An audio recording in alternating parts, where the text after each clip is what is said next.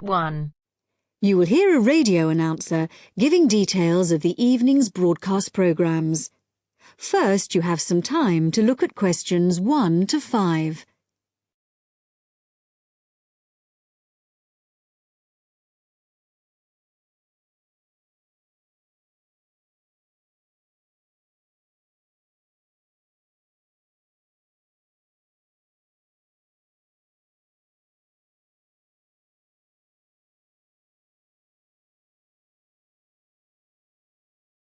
Now listen carefully and answer questions 1 to 5.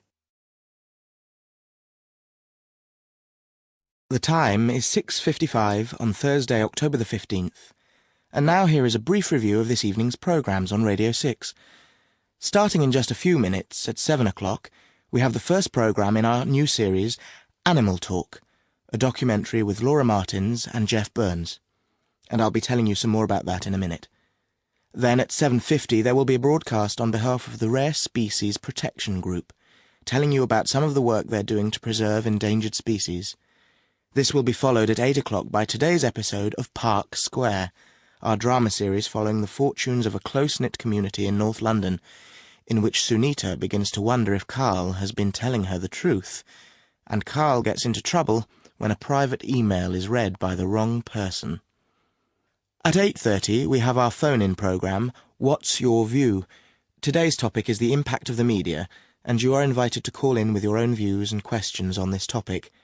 If you have a question for the panel, the number to call is 0207 815 4222.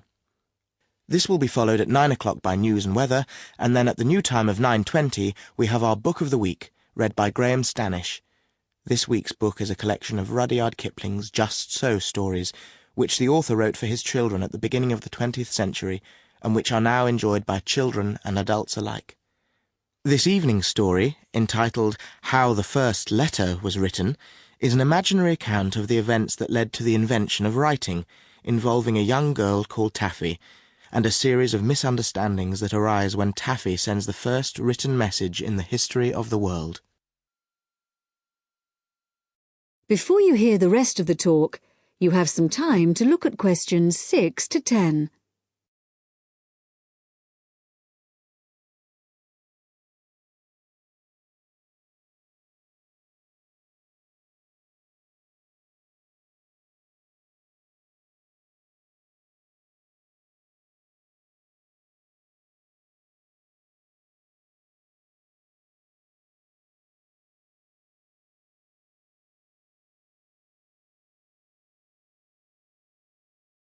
Now listen and answer questions 6 to 10.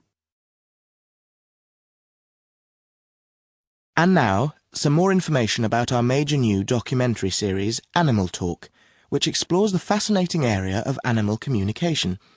Tonight's programme compares the communication systems used by two of the world's largest creatures, the killer whale and the elephant. Although these might seem like very different creatures, in fact there are a lot of similarities between them. They're both mammals, they both live in groups, and the social bonds they form are extremely strong. For example, when a new elephant is born, the others in the group will all gather round to greet it. They also live for a long time, like humans, and their brains are very large, which means that there may be room for something in there that allows them to process some type of language.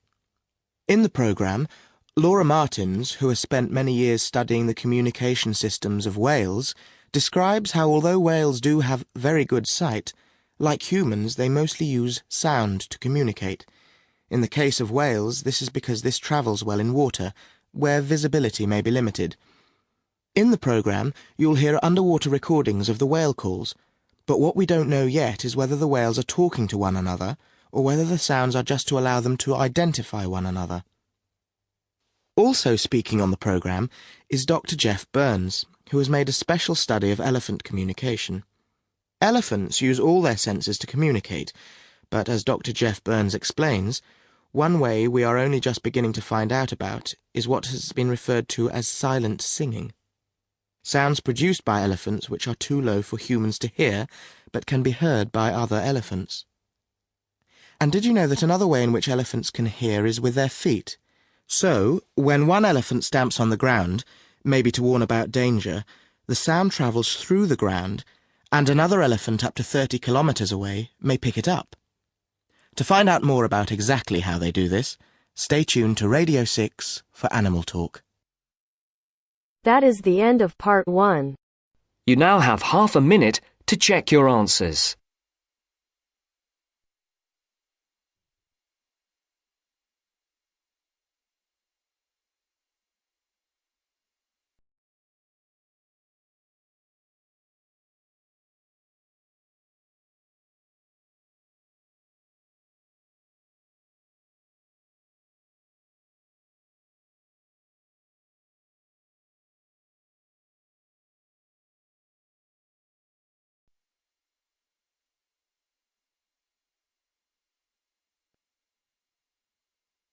Now turns to part 2. Part 2. You will hear a conversation between a travel agent and a customer. First, you have some time to look at questions 11 to 17.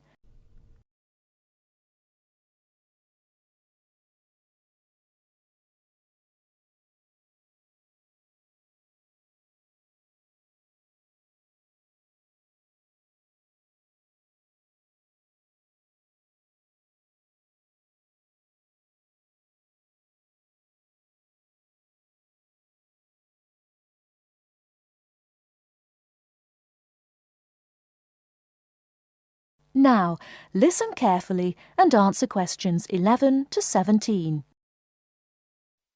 Good morning. Can I help you? Yes, I'd like to get some information about trips to New Zealand. Certainly. Take a seat and I'll be right with you. Thanks. Now, where would you like to go in New Zealand?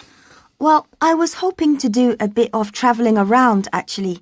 There are a few things I'd like to see and do before I go back home. Right.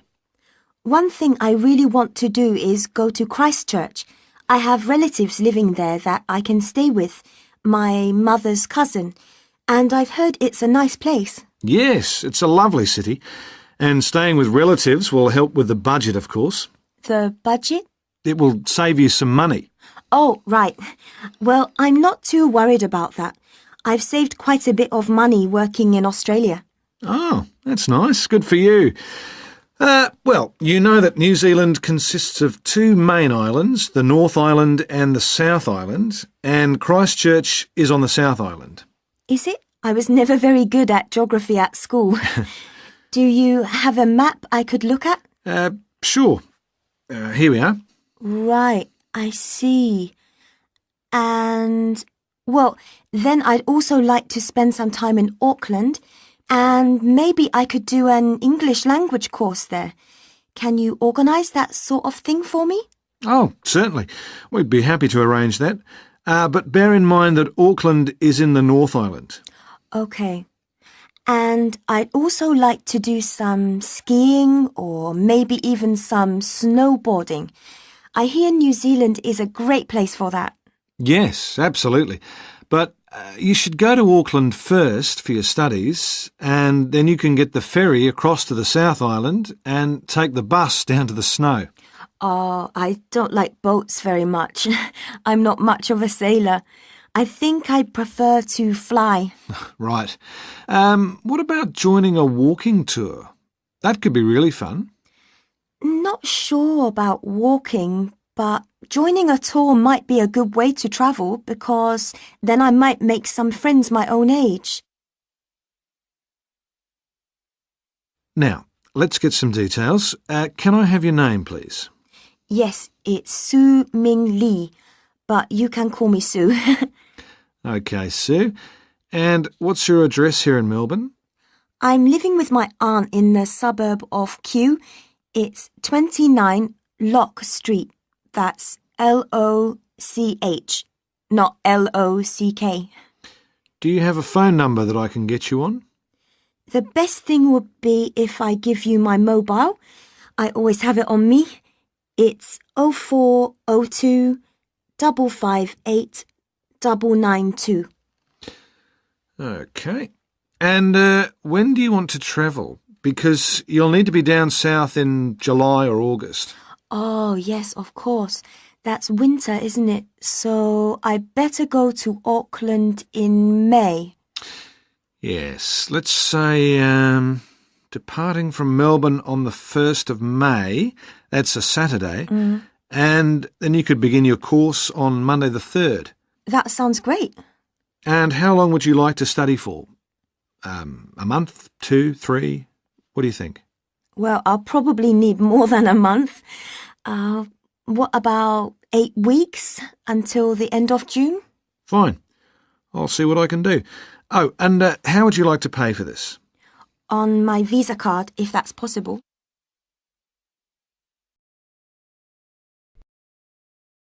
Before you hear the rest of the talk, you have some time to look at questions 18 to 20.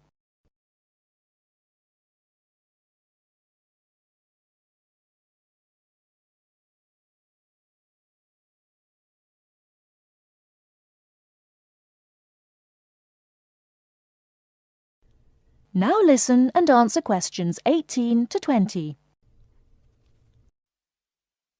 Hello, Sue. It's Angelo from Cosmos Travel here. I've booked your flight and I've found you an English college called the Harbour Language Centre. Great. Where exactly is that? Well, have you got that little map I gave you yesterday? Yes? You see where the harbour is with the 3 wharves and the water? Yes. Got that? OK, there are 2 parallel streets. Quay Street, that's Quay, and Customs Street.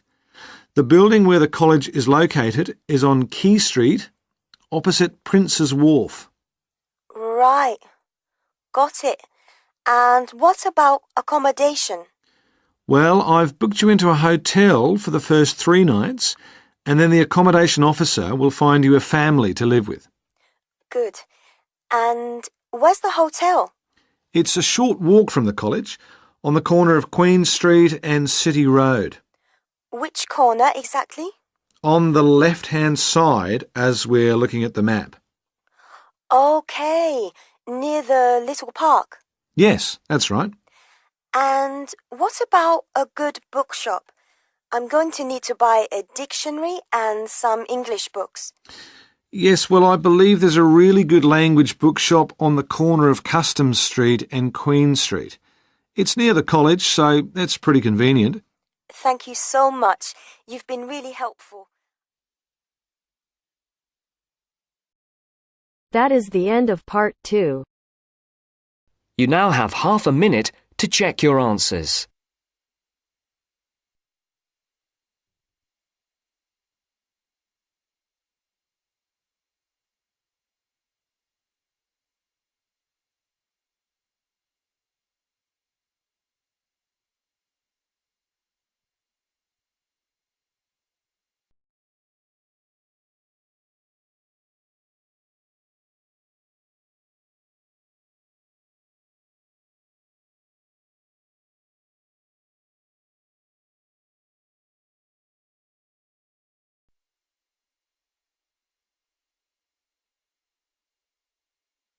Now turns to part 3. Part 3. You will hear a woman called Phoebe, who is training to be a teacher, talking to her tutor called Tony about research she has done in a school. First, you have some time to look at questions 21 to 25.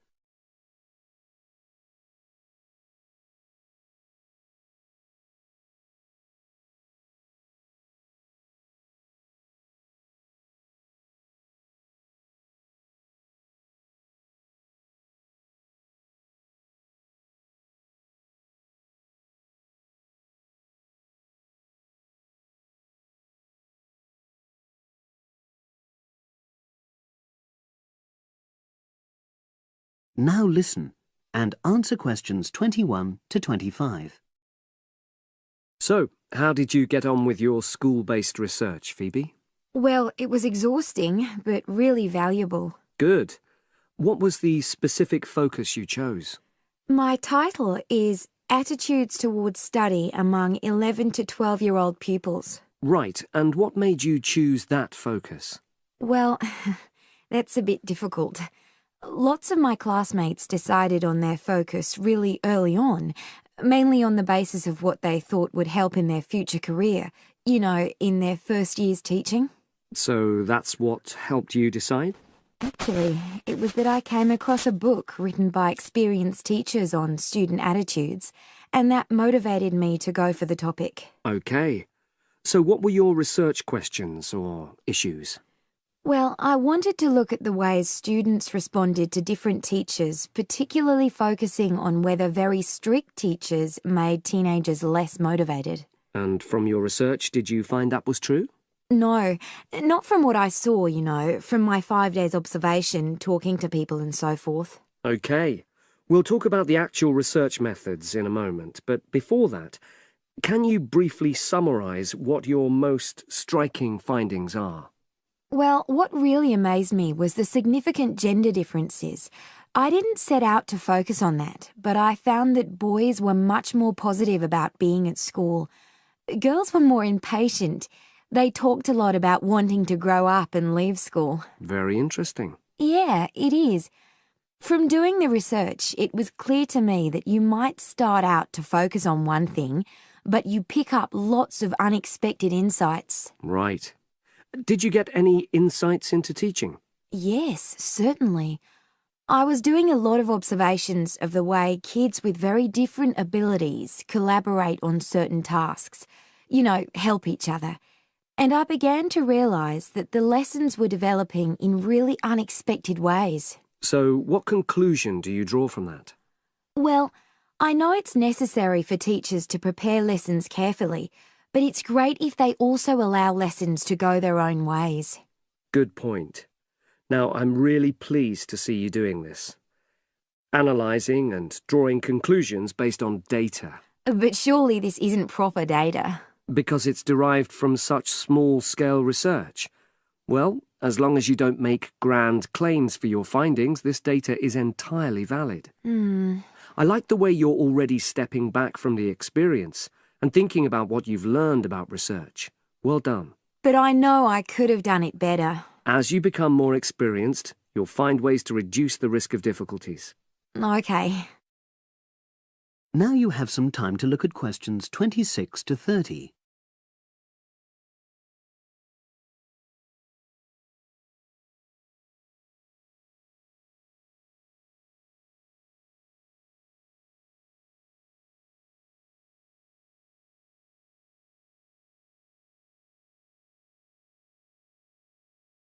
Now listen and answer questions 26 to 30. So, let's look in more detail at how you gathered your data. Let's start with lesson observation. Well, it generally went quite smoothly. I chose my focus and designed my checklist. Then teachers allowed me into their classes without any problems, which surprised me. It was afterwards that the grueling work started. Yeah, it's very time-consuming, isn't it?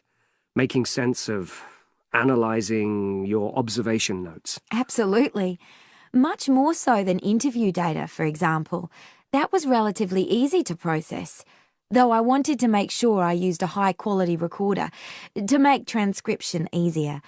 And I had to wait until one became available. Right. And did you interview some kids as well? In the end, yes. I talked to 10, and they were great. I'd imagined I'd be bored listening to them, but... So it was easy to concentrate? Sure. One of the teachers was a bit worried about the ethics, whether it was right to interview young pupils, and it took a while for him to agree to let me talk to 3 of the kids in his class, but he relented in the end. Good. What other methods did you use? I experimented with questionnaires, but I really regret that now. I decided to share the work with another student, but we had such different agendas it ended up taking twice as long. That's a shame.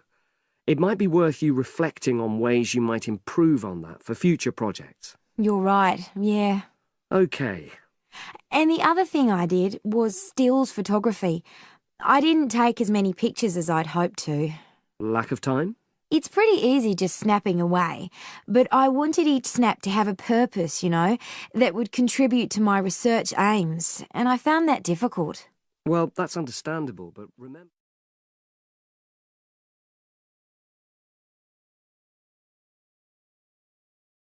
That is the end of part 3. You now have half a minute to check your answers.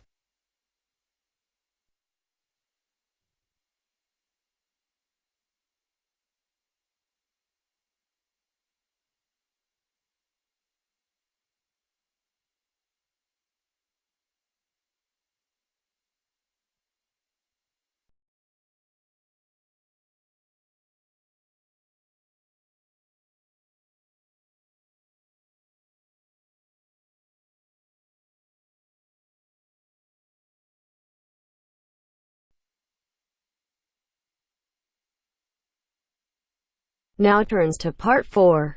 Part 4. Listen to the continuation of the lecture about the human brain. Look at the diagram before you listen. First, you have some time to look at questions 31 to 40.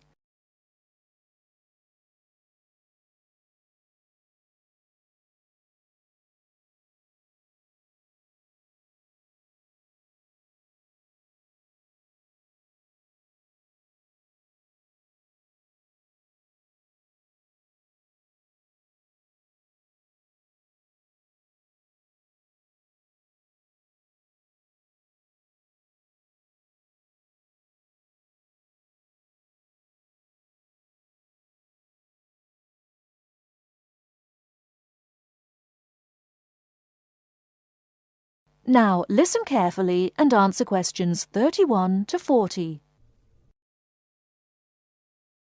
OK, we have looked at the top view of the brain and seen how it is divided into lobes. Now we are going to look at a more complex diagram of the centre of the brain. I will briefly go through some of the important parts that make up the brain and then talk more about what each does. First of all, you can see that by far the largest part of the brain is the cerebrum, and it is made up of the 3 lobes we have already talked about. The lobe below, coloured yellow on the diagram here, is the cerebellum. Right in the centre of the brain here is the thalamus. The hypothalamus is part of it, but it has a slightly different function. Now here, running down from the centre of the brain, is the brain stem. It is made up of the midbrain, the pons, and the medulla oblongata, and is connected to the spinal cord, which you can see here at the bottom of the diagram. Now, finally, this little gland just to the left of the midbrain, it looks like a little tail, is the pituitary gland. OK, let's go back and say something about the function of the various parts of the brain. The cerebrum, the largest part, as we have said, has 2 halves or hemispheres. I will talk more about the difference between the 2 hemispheres later.